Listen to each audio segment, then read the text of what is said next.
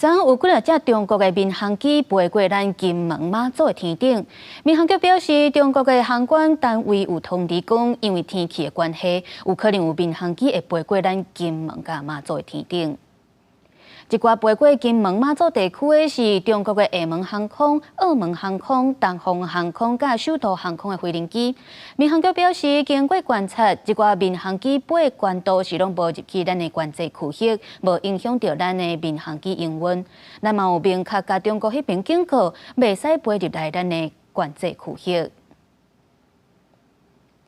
再来关心到总统赖清德讲，无法度接受修正着中正的导航主义，外界质疑是咧暗指马英九，所以马英九的办公室就随出来批评赖清德是咧引战。另外，国防部长顾立雄是表示，咱将来都袂纠正。赖清德讲的重点是爱有对抗敌人的决心，而且嘛讲到国防部会学美军来成立先进国防科技小组，要来提升咱的战力。不能够接受首战及中战的投降主义。总统赖清德前一天伫陆军官校8年校庆的讲话，被看作是兼职前总统马英九。马办马上回击批评赖清德是引战总统。国防部长郭立雄是强调，台湾将来无纠正。赖总统的重点是爱有抗敌的决心。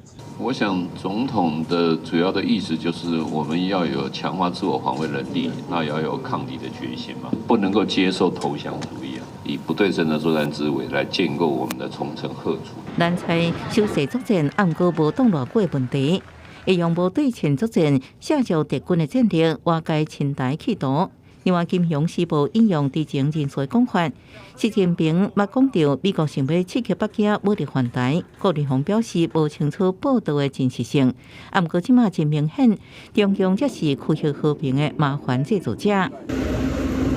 军事围道记录15、16人工，有3只强舰出现在宜兰外海。除了咱的海军舰艇、伴航监控，日本海上自卫队军舰也在附近跟踪监视。16几天，国防部公布查到2只强机、10只强舰礁台。中央地区搁再度观测对美国采购军售演陈的状况。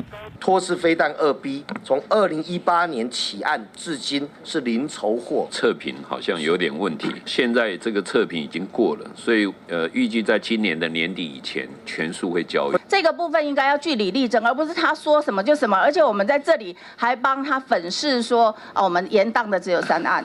我没有帮他粉饰，但是委员的指教是对的，我们一定要跟他据理力争。顾立雄表示，3项对美国军售的重大演陈，分别是1700条脱式自比飞弹、66只 F-16B 加 AGM-154飞弹。脱式飞弹部分年底进行会全部交会 ，F-16B 今年第4季会交2只，交会时间依然维持伫2026年底进行来完成。记者综合报道。